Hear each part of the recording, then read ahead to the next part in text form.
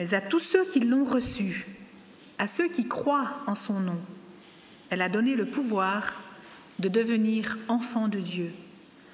Eux qui sont nés non du sang, ni d'une volonté de chair, ni d'une volonté d'homme, mais de Dieu. Amen. Je pense qu'il y a quelques années en arrière, ma fille, je pense qu'elle avait quelques mois. Peut-être il avait une année. Et donc, on était à table et il avait une bouteille d'eau. Et je lui ai dit, non mais arrête de jouer avec la bouteille d'eau, tu vas faire tomber la bouteille et ça va mouiller partout. Et elle continuait. Et d'un moment, je lui ai dit, écoute, si tu fais tomber la bouteille, ça va tomber de partout. Elle me regarde, elle prend la bouteille et elle la lâche comme ça. Vous connaissez maintenant ma personnalité, j'étais tranquille, calme, je ne me suis pas énervé.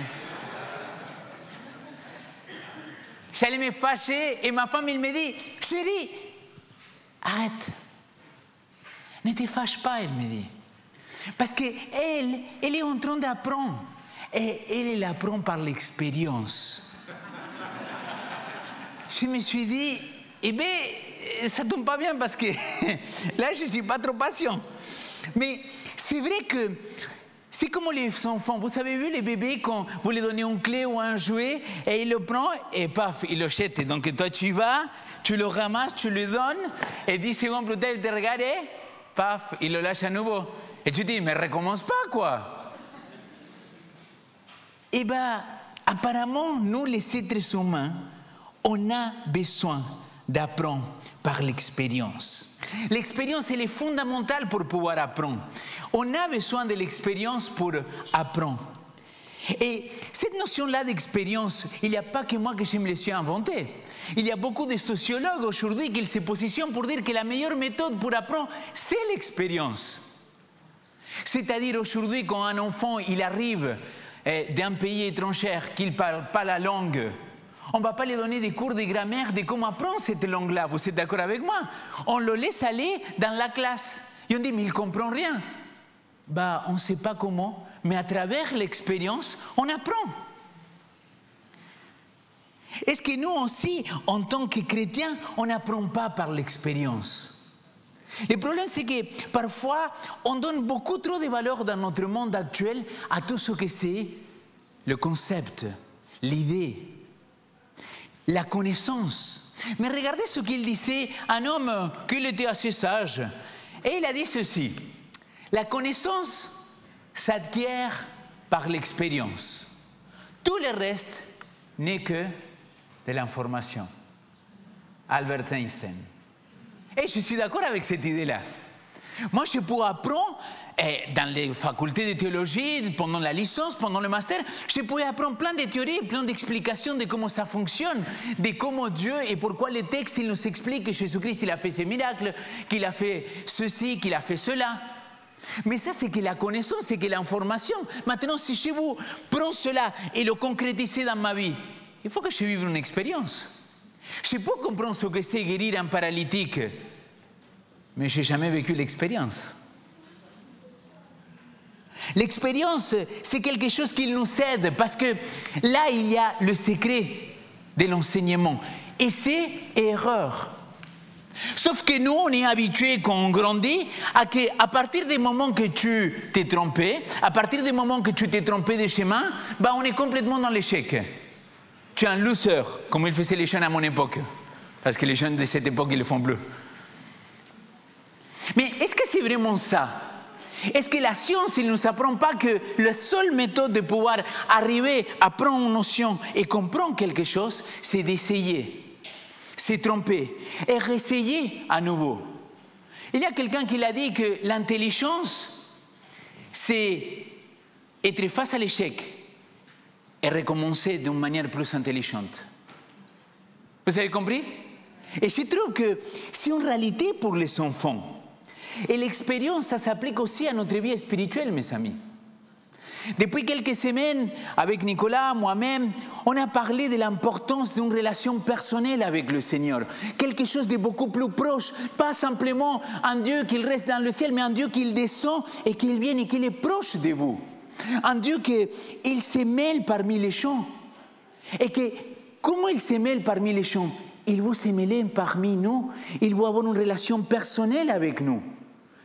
Un Dieu de proximité, pas un Dieu lointain qu'on ne connaît pas, qu'on ne sait pas qui il est, pas un Dieu qu'on a besoin de lui pour, quelque part, nous débrouiller. Un Dieu qu'il dit, mais je suis dans ton quotidien, dans les échecs, dans les erreurs, comme aussi dans les succès. Un Dieu qui chemine avec nous, un Dieu personnel. Mais pour avoir ce Dieu personnel, il faut vivre des expériences. Il y a quelques semaines en arrière, j'avais cité cette phrase-là. C'est de Deepak Chopra. Je ne suis pas d'accord avec tout ce qu'il écrit et tout ce qu'il dit, mais cette phrase-là, j'avoue qu'elle est extraordinaire. Je vous laisse la lire. Je vous laisse faire l'expérience de la lire par vous-même. Cet homme-là, il a dit, la religion, c'est croire en l'expérience de quelqu'un d'autre. La spiritualité, c'est avoir ses propres expériences. Peu importe si tout ce qu'il dit ailleurs, je ne suis pas d'accord, mais cette phrase-là, je suis pour la signer. Elle est extraordinaire, mes amis. C'est ça la différence. C'est-à-dire, si toi tu vis qu'à travers ce qu'ils ont fait les hommes de la Bible, qu'à travers ce qu'il a fait ton papa, ton grand-père, ton arrière-arrière-grand-père, et ici en Suisse, on a pas mal de familles qui datent depuis le commencement. Depuis 150 ans. Ils disent oui parce que mes arrière, vous avez compris, hein? Grands-parents, ils étaient des missionnaires. Vous savez ce que je l'ai dit une fois à un de ces jeunes-là? Et tu sais quoi, je m'en fiche parce que toi tu n'es pas un. Il n'était pas très content. Mais à quoi ça sert d'avoir toute l'expérience de tes parents, de tes grands-parents si toi-même tu n'as pas une expérience personnelle avec le Seigneur? Et c'est pour ça que je trouve tellement cette phrase profonde. La spiritualité, ça s'agit de quelque chose de personnel entre le Seigneur et moi. Alors, je vous pose une question ce matin. Est-ce que tu es un enfant de Dieu ou un petit enfant de Dieu? Parce que permettez-moi de donner une affirmation ce matin. Dieu n'est pas grand-père. Dieu n'est pas grand-papa. Dieu n'a pas de petits-enfants ou de petites-filles. Dieu, il est que père. Dieu n'est pas grand-papa. Vous avez déjà réfléchi à cela? Dieu n'est pas grand-papa. Dieu n'est pas grand-maman. Dieu, il est père. Il est maman, si tu veux, selon beaucoup de textes de l'Ancien Testament. Mais il n'est pas ni grand-père, ni grand-mère. Ça veut dire qu'il n'a pas de petits-enfants. Donc, permets-moi de te reposer cette question à nouveau. Est-ce que tu es enfant de Dieu ou petit enfant de Dieu?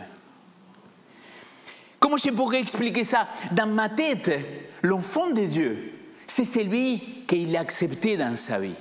Le petit enfant, c'est celui qui vit sa foi par procuration. Vous vous rappelez, je vous ai parlé de spiritualité empruntée il y a quelques semaines en arrière. Je vous ai parlé que je ne peux pas vivre la spiritualité de quelqu'un d'autre. Evelyne, il ne peut pas vivre son spiritualité et me la partager à moi. Je dois vivre ma propre expérience avec le Seigneur.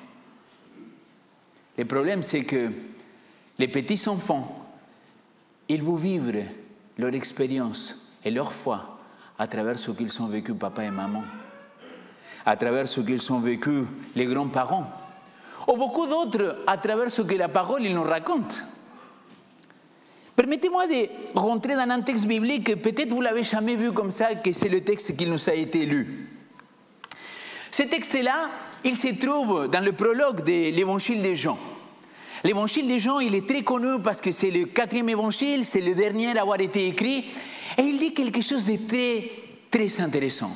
Rappelez-vous que ce texte-là, il commence, au commencement était la parole. La parole était avec Dieu, la parole était auprès de Dieu, et la parole était Dieu. Verset 14, il dit, et la parole, elle s'est fait chair, et nous avons vu sa gloire comme celle de Fils unique. La parole, le logos, le dabar en hébreu, ce n'est rien d'autre que Jésus-Christ qu'il s'est fait chair. Et dans son discours, dans son prologue de l'évangile de Jean, là le texte il met au verset 11, la parole, elle est venue chez elle. Autrement dit, Jésus-Christ, il est venu chez eux. Et les siens ne l'ont pas accueilli. Et maintenant, regardez cette phrase-là parce que souvent on passe à côté. Il dit, mais à tous ceux qui l'ont reçu, il a donné le pouvoir de devenir quoi? Enfants de Dieu. À ceux qui mettent leur foi en son nom. Est-ce que vous avez déjà réfléchi à ce texte-là? Comment on peut devenir enfant de Dieu? Est-ce que nous, en tant que chrétiens, on dit non, mais Dieu, il a plein des enfants, on est tous des enfants de Dieu? Selon ta conception. Et je comprends que politiquement, c'est très incorrect de dire ce que je vais dire maintenant. Mais pour moi, tous les habitants de la terre, ils ne sont pas enfants de Dieu. Je pèse mes mots, mes amis. Parce que quand je lis les textes bibliques, je vois qu'on n'est pas tous enfants de Dieu. Je pourrais dire que, écoutez bien la différence et la distinction que j'ai faite. On est tous des créatures de Dieu. On a été tous créés par Dieu selon notre conception d'un Dieu créateur, d'un Dieu tout-puissant. Mais est-ce qu'on est tous des enfants de Dieu? C'est ça la question. Parce que vous savez que dans plein des épîtres, l'apôtre Paul, il doit s'attarder pour expliquer la différence entre ce qui venait de la descendance d'Abraham et ce qui ne venait pas de la descendance d'Abraham. Évidemment, les Juifs à l'époque, ils disaient, mais moi je viens de la descendance d'Abraham. Je l'imagine Paul le regarder et lui dire, tu sais quoi? Je m'en fiche. Parce que toi, tu n'es pas. Toi, tu n'es pas Abraham. Tu n'es pas Abraham. Tu n'es pas ni ton papa ni ta maman. Tu dois vivre ta propre expérience. Et là, le texte biblique, il dit, mais à tous ceux qui ont mis la foi en son nom, il a donné le pouvoir de devenir enfants de Dieu. Après, plus tard, l'apôtre Paul, il va nous expliquer que nous sommes des enfants de Dieu par adoption. Nous sommes co-héritiers de Christ. Grâce à qui? Au sacrifice de Jésus-Christ. Jésus-Christ, lui, fils de Dieu, il va nous donner l'autorité pour devenir aussi enfants de Dieu. Amen. Vous ne l'avez pas vu, mais... Il y a beaucoup de chrétiens qui m'ont dit, oui, mais Léo, cette conception-là que Dieu, c'est Père, c'est que dans le Nouveau Testament. Tu parles ou quoi? Je vais vous citer quelques textes bibliques. Si vous avez vos Bibles à un moment, il faut faire très rapidement. Ésaïe chapitre 64, verset 8. Mais maintenant l'Éternel dit, tu es notre Père, nous sommes l'argile, et toi, qui tu nous as formés, nous sommes l'œuvre de tes mains. Deutéronome chapitre 32, verset 6. Ô peuple insensé et dépravé de sagesse, n'est-ce pas l'Éternel, ton Père, qui t'a créé et qui t'a fait et qui t'a affermi? Psaume 89, verset 26, il me dira, tu es mon Père, mon Dieu est le rocher de mon salut. Je vous donne un dernier, Psaume 103, verset 13, comme un père a compassion de ses enfants, l'Éternel a compassion de ceux qui le craignent. L'Ancien Testament, il est aussi rempli de cette notion-là que Dieu, il est notre Père, il est notre Abba, notre Papa du ciel. Je ne sais pas si vous m'avez entendu parfois dans mes prières. Avant, je disais simplement Père qui est aux cieux. Et je ne sais pas le dire papa. Mais une fois dans ma vie, j'ai compris que si je suis devenu son enfant, moi avec mon papa, j'ai une relation de proximité. On est prêt à se dire les choses qu'on ne savait pas. Et le Seigneur, il sait à quel point on se dit les choses. Mais est-ce que Jésus-Christ, Dieu le Père, il ne cherche pas cette relation de proximité avec nous? Est-ce que ce n'est pas ce que Jésus-Christ il va dire dans la croix? Abba, Abba. Que ça veut dire quoi? Ça ne veut pas dire tout simplement Père, ça veut dire quelque chose de plus proche. Papa, et Papa du ciel, s'il te plaît, viens à mon aide. Pourquoi? Parce qu'il est devenu mon Père. Parce que je l'ai adopté grâce au nom de Jésus-Christ. Est-ce que vous comprenez aussi pourquoi c'est tellement important qu'on fait des baptêmes? De baptiser les nouvelles croyants au nom de Jésus-Christ. Parce qu'à travers cet acte, à travers cette confession de foi du nom de Jésus-Christ, nous devenons ses enfants.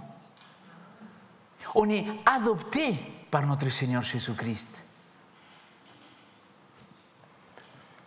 Permettez-moi de vous donner un exemple dans la Bible, parce que sinon, vous allez dire, oui Léo, mais ta théorie, elle est bien belle, mais de quoi tu nous parles? Dans la Bible, dans l'Ancien Testament, il y a plusieurs histoires. Et parmi ces histoires-là, il y a celle des patriarches qu'on appelle. Un de ces patriarches, c'est le patriarche Abraham. C'est lui qu'on appelle le père de la foi. Les trois grandes religions monothéistes, on dit qu'on vient de lui. Les chrétiens, on se dit qu'on vient d'Abraham.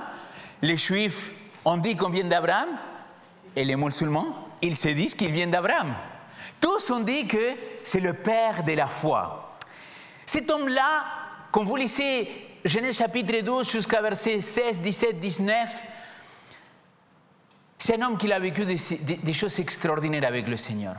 Il va le voir personnellement, il va manger avec lui, il va discuter avec lui, il va faire un pacte, une alliance avec lui. C'est quelqu'un qui a vécu quelque chose de fort. Dieu, il a fait une promesse, il a dit, écoute, je vais te donner un enfant. Lui, il a voulu faire à sa tête. Dieu, il a dit, fais ton expérience, mon ami, vas-y. L'Épître aux Hébreux, il dit que c'était son ami. Hein? Fais ton expérience, vas-y. Il va avoir un premier fils, Ismaël. Ensuite, il va avoir le fils de la promesse, de la descendance, avec Sarah, s'appelle Isaac. Et Isaac, il va faire sa propre expérience avec le Seigneur. Alors, regardez ce que le texte il nous dit. En Genèse chapitre 26, il va aller parler à son fils. Le Seigneur lui est apparu cette nuit-là et dit, « Je suis le Dieu d'Abraham, ton père. N'aie pas peur, car je suis avec toi. Je te bénirai et je te multiplierai ta descendance à cause d'Abraham, mon serviteur. » Et qu'est-ce qu'il va faire là, Isaac? Il va bâtir un autel et il va faire quoi? Invoquer le nom de Dieu. Je ne sais pas si vous voyez le lien avec Jean chapitre 1, verset 12. Et tous ceux qui ont mis la foi en son nom, il a donné le pouvoir de devenir enfant de Dieu. Et là, Isaac, qu'est-ce qu'il nous dit la Bible? Qu'il met la foi en son nom, dans le nom de Yahvé, de Yeshua, appelez-le comme vous voulez. Mais il va devenir aussi son enfant. Vous savez bien l'histoire qu'Isaac, il va se marier avec Rebecca, cette femme-là. Et ils vont avoir combien d'enfants? 2, selon la Bible. 2 jumeaux. N'est-ce pas?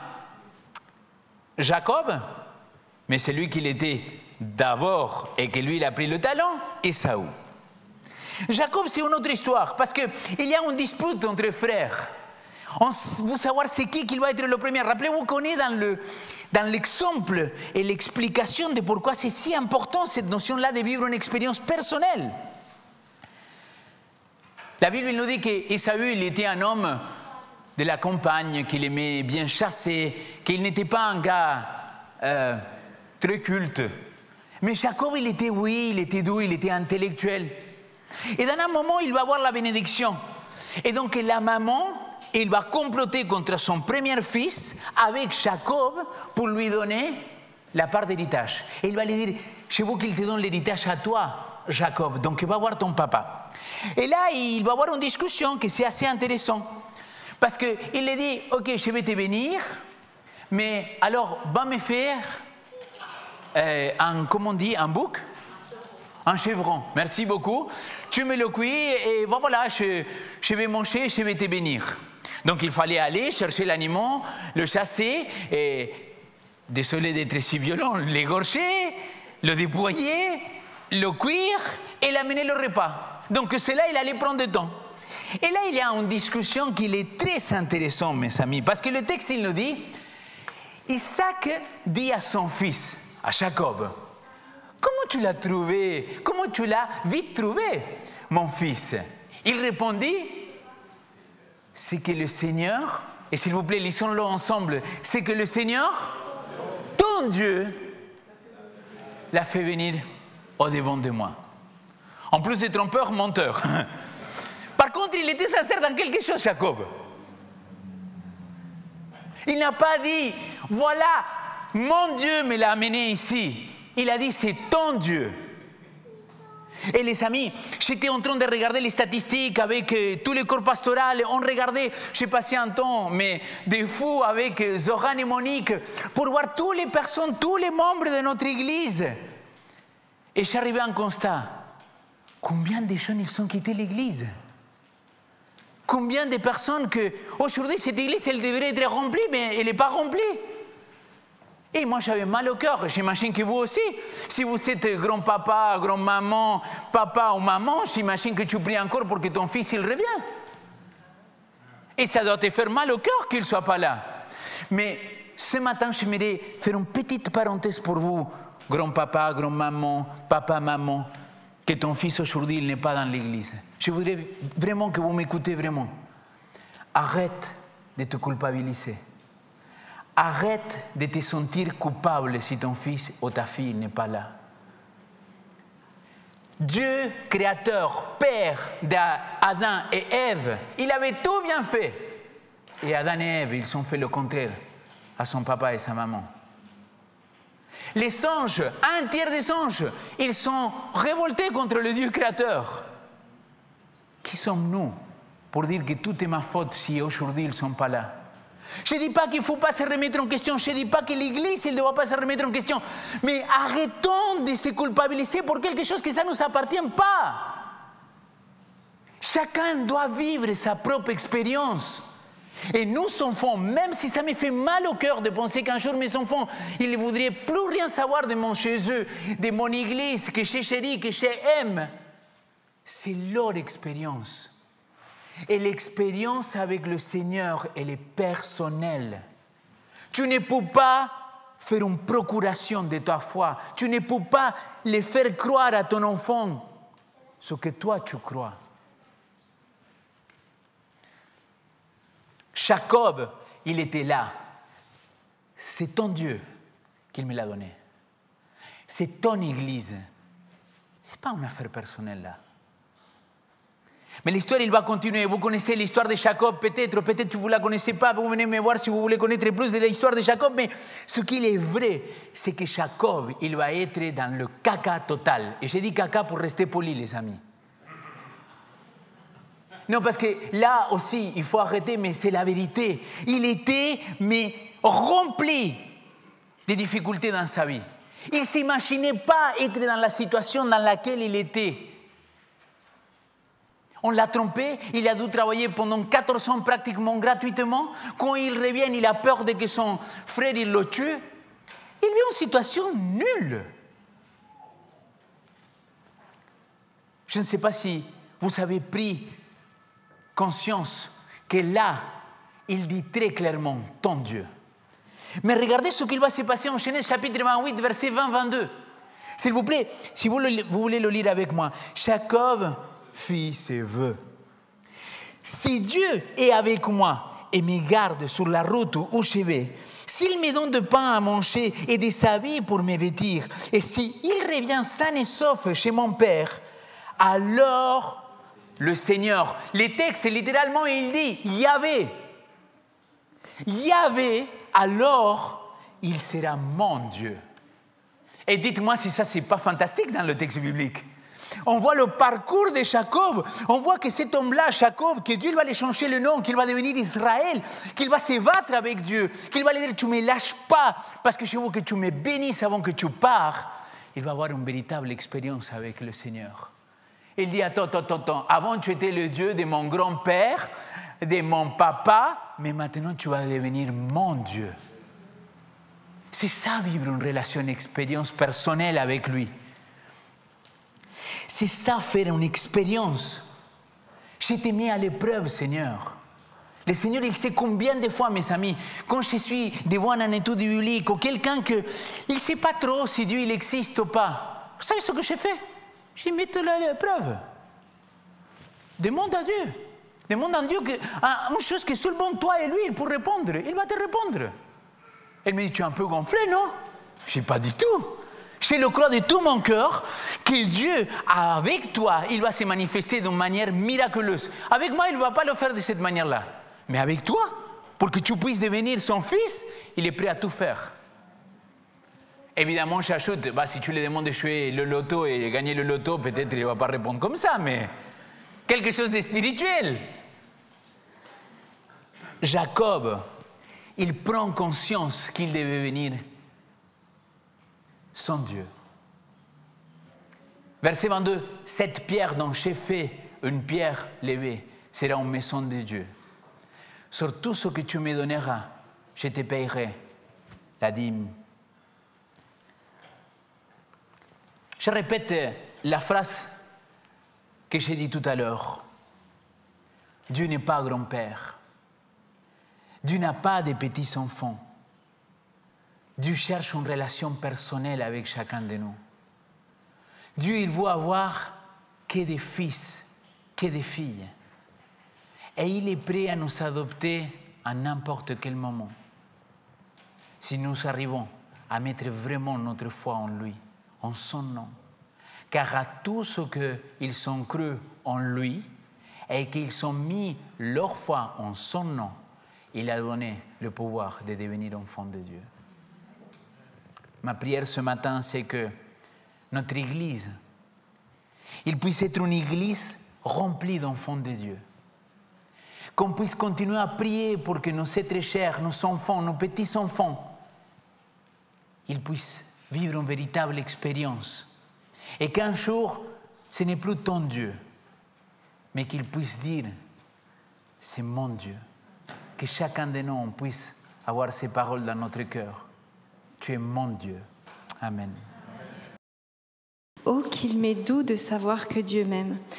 Et au fur et à mesure des strophes, vous allez suivre non seulement ce qui est raconté, ce qui est présenté, mais aussi sûrement pouvoir nous rejoindre dans la mélodie si vous ne le connaissez pas.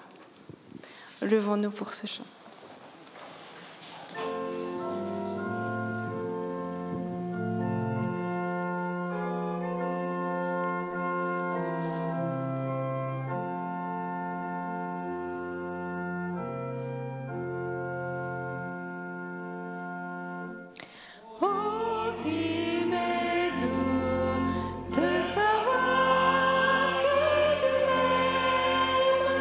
Qu'il a donné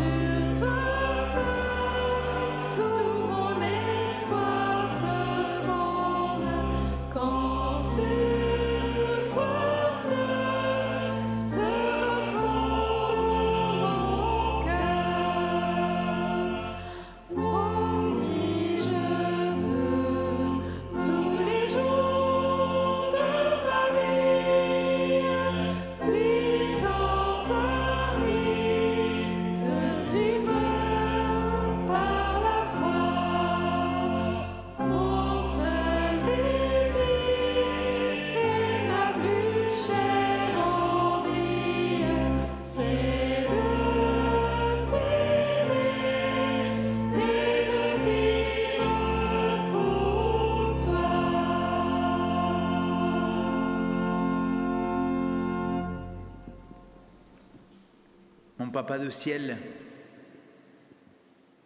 je te remercie de fond de cœur d'avoir tant donné afin de pouvoir nous adopter, afin de pouvoir dire « Tu es mon fils, tu es ma fille ».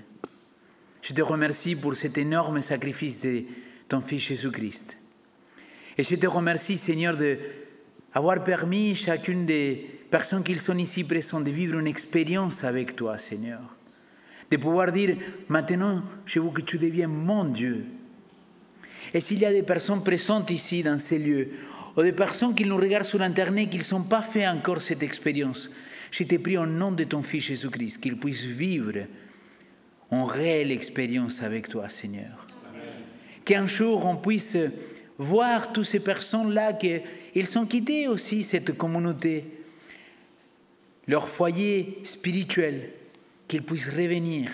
Parce que comme le fils prodigue, il a fait son expérience, il s'est rappelé qu'il avait un père aimant, qu'eux aussi ils puissent faire cette expérience. Garde-nous, accompagne-nous et donne-nous la possibilité de continuer à vivre sur ton regard. C'est ma prière au nom de ton Fils Jésus-Christ. Amen.